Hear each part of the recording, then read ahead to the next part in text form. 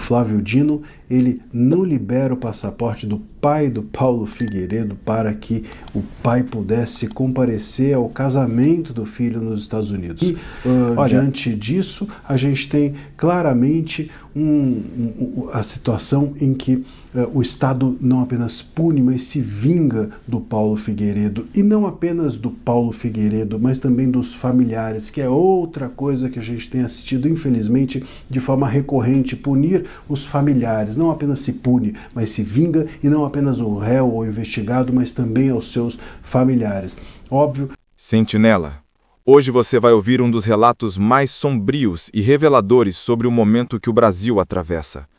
Um país onde a justiça virou espetáculo, onde a Constituição foi rasgada à luz do dia e onde homens honrados estão sendo tratados como criminosos. Prepare-se, Sentinela, porque o que você verá agora é um mergulho profundo nas decisões que marcaram a nossa história recente. Julgamentos, condenações, abusos, omissões fabricadas e um sistema que parece ter perdido qualquer compromisso com o Estado de Direito. Mantenha-se atento, Sentinela. O que vamos expor aqui é duro, é perturbador e é decisivo para entendermos a dimensão da destruição que vem sendo imposta ao Brasil.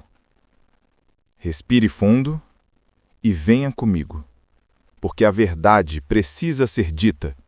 E você, Sentinela, é parte fundamental dessa vigia pela liberdade. Flávio Dino, ele não libera o passaporte do pai do Paulo Figueiredo para que o pai pudesse comparecer ao casamento do filho nos Estados Unidos.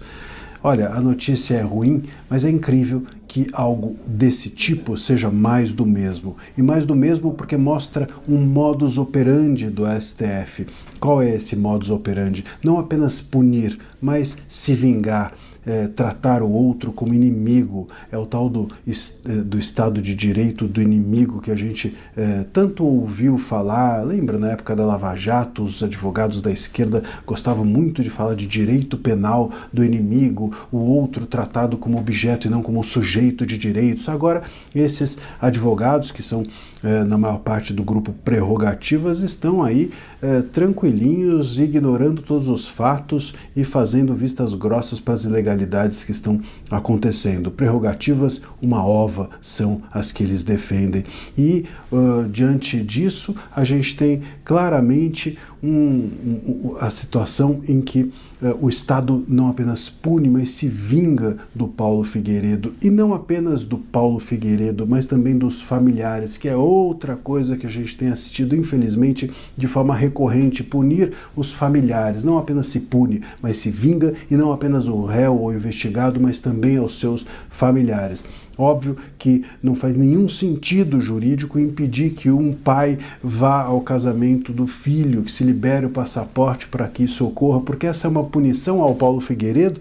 Qual é o risco que existe no processo do Paulo Figueiredo para que o pai possa comparecer ao casamento do filho? Não há risco envolvido nenhum, não há nada que possa ser justificável numa não concessão de pedido como essa. Então, claramente, se vinga e se vinga dos familiares. Aliás, algo que a gente também lamentavelmente viu no caso Ramagem, há alguns dias atrás, tivemos notícia de que a esposa do Ramagem e as duas filhas dele, de 7 e 14 anos, foram simplesmente revistadas pela Polícia Federal dentro de uma aeronave. As portas da aeronave tiveram suas malas e celulares revistados e assim por diante. Então, me parece que nós estamos diante de um Estado que gosta de se chamar de democrático, mas que age como se fosse um Estado marginal, porque é isso que nós encontramos em estados marginais. Para se punir alguém, se usa de todo e qualquer artifício, mesmo os ilegais. E para se chegar àquele a quem se quer punir, se usa de todo e qualquer artifício, mesmo os mais baixos e vis de todos, que são as perseguições a familiares. Perseguição a familiar daquele que é o seu inimigo é algo que a gente encontra em milícia, é algo que a gente encontra encontra em máfia, é algo que a gente encontra em tudo, menos em Estado democrático de direito. Isso é intolerável que aconteça, porque é errado, porque é ilegal, porque é irregular, porque não é democrático, porque não é o que se espera do judiciário, muito menos de um judiciário representado na Suprema Corte pelo último abrigo, o último obstáculo que a Constituição tem para ter uma resposta que seja legal. Se o STF se propõe a agir fora da lei, bom, então a lei mesmo não terá abrigo em lugar mais nenhum. Se a última instância capaz de assegurar e ancorar o direito constitucional do país abre mão do direito constitucional do país, nada mais sobra. Simplesmente o Estado não é Estado, o democrático do Estado democrático não é democrático e o direito é só instrumento de vingança. Essas ações são tão dolorosas, né, quando você envolve famílias, né, e você vê justamente essas ações, né, você provoca o mal, aumenta o mal, tenta dobrar a aposta. E existem alguns ditados, né, que dizem que entre a briga do Mário Rochedo, quem se dana, quem se fere é o marisco. Então, nesta situação, essas provocações, né, a perda da liberdade, da própria democracia, a instalação de uma ditadura no Brasil, quem vai sofrer é a própria população, né, que está inerte, em silêncio, um Congresso acovardado, permitindo que inúmeras injustiças continuem acontecendo. Então, assim, mais uma vez, nós testemunhamos um palco de atrocidades contra brasileiros. Vou falar dele, né? Aquele que não pode ser nomeado, mas, né, ele gosta de ser protagonista desse Brasil que ele criou, né? Um Brasil em estado de exceção. Moraes, então, ele votou para condenar 5 PMs por alegada omissão do 8/1, né, do 8 de janeiro.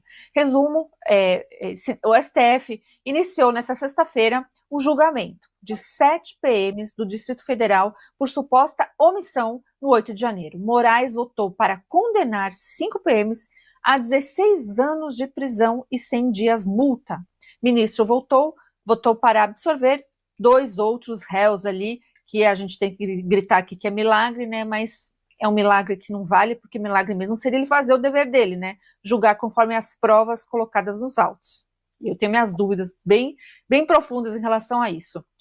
Então, o Klepper foi condenado, ele é subcomandante e subcomandante, tem, infelizmente, eu nem queria ler isso, mas a gente, né, tem que ler porque é a notícia, o Naime, o Jorge Naime, que a gente sabe também, né, a luta dele, da esposa, beijos para ela, porque tem que ter força, que Deus, né, dê discernimento para ela, porque é difícil. O Flávio Silvestre e o tenente Rafael Martins. Não, o Marcelo e Casimiro. O major Flávio Silvestre e o tenente Rafael Martins foram absolvidos. Moraes também pediu o pagamento solidário de 30 milhões por danos morais coletivos. Eu fico pensando, o traficante nunca tem isso, né? Nunca vi, mas tá. 30 milhões por ano por danos morais, e aí o julgamento ocorre em sessão virtual, não tem mais aqueles debates, aquelas tretas, porque é para isso que serve, mesmo as turmas, né? Não poderia ser jamais virtualmente, mas não está nem aí, né? A lei já largou, a Constituição já rasgou, então. E ele alega, então, que é a omissão dolosa, que é aquela que você está vendo e falando, não vou fazer, né? Por exemplo, um bombeiro que está vendo pegar fogo fala, não vou, né? Isso seria uma omissão. Mas aqui é difícil realmente encontrar, né? Então, o Moraes quer condenar policiais por 16 anos por omissão, ou seja, por não terem agido. É juridicamente possível, embora eu sou gado, não, Darcio, mas é possível a gente entender aí que essa parte, né, do direito, que todo mundo sabe o direito básico, seria, então, participação de um suposto golpe, né, que essa questão jurídica, quem deu o verdadeiro golpe no Brasil, Darcio? Pois é, Fabi, você sabe que esse julgamento nos remete a momentos muito tristes da história da humanidade, assim. Na Alemanha Oriental, aquele que era acusado de não impedir era visto como um colaborador. Isso já era suficiente para poder determinar sua prisão ou até morte. Eu não sou advogado, não sou um jurista, não sou alguém que conhece o direito como a Fabi, como o Marcília, talvez até mesmo como o Moraes, embora o Moraes ignore tudo que ele eventualmente um dia tenha aprendido sobre o tema. Mas o que eu sei acerca do direito romano é que existe sim a ação criminosa, existe sim a ação, portanto, que resulta num determinado crime, dano, enfim, que pode ser responsabilizada, que alguém pode ser responsabilizado, e existe a omissão. Mas essa omissão ela tem que ter um efeito direto ou claro. Você condenar a 16 anos de prisão, né, considerar uma pessoa um criminoso equiparado a um homicida pela omissão, ainda que fosse o caso, tá? Não foram omissos. Estamos falando de homens honrados que foram cumprir a sua missão. O Coronel Naime saiu das férias para cumprir a sua missão, recebeu ordem, segundo a esposa dele, para poder usar munição letal, porque o regime queria cadáveres. É muito sério o que aconteceu. Eles queriam cadáveres e o Coronel Naime não deu, e por isso ele está sendo perseguido dessa forma. Então esses homens estão recebendo penas equiparadas a penas aplicadas para homicidas, estupradores, e olhe lá, hein? E, obviamente, por conta de uma interpretação, um juízo sobre as eventuais intenções. Isso é muito, mas muito soviético. Isso é muito assustador. É assustador como que a sociedade brasileira permitiu todas essas práticas, né, da antiga cortina de ferro, todas essas práticas realizadas pelos soviéticos aqui no Brasil em pleno século XXI. Isso é o atraso do atraso do atraso. Isso é destruição do direito, é a destruição da nossa cidadania, da nossa dignidade, é a destruição do Brasil. Isso é mais do que um golpe, Fabi. Porque um golpe, eventualmente, você tem ali um contragolpe, a possibilidade de um outro governo consertar. Não! A demolição que esses senhores estão fazendo no Supremo Tribunal Federal vai durar um século no mínimo. Anotem o que eu estou falando. Isso não se cura rapidamente. As punições gigantescas que estão sendo aplicadas estão destruindo famílias inteiras. Isso não vai passar com uma mera mudança de governo. Eles destruíram a República. É só observar o que está acontecendo. E anotem, nós demoraremos décadas para consertar o estrago que eles estão fazendo. Sentinela, depois de tudo que você ouviu, fica claro que o Brasil vive um tempo de ruptura, injustiça e perseguição. Famílias foram destruídas, vidas foram sacrificadas e a própria República foi colocada em xeque por decisões que vão reverberar por décadas. É por isso que a sua voz importa, Sentinela. A sua atenção importa e a sua presença aqui faz toda a diferença. Se este conteúdo falou com você, se despertou indignação ou esclarecimento, eu peço, deixe seu like, comente e inscreva-se no canal Radar da Liberdade.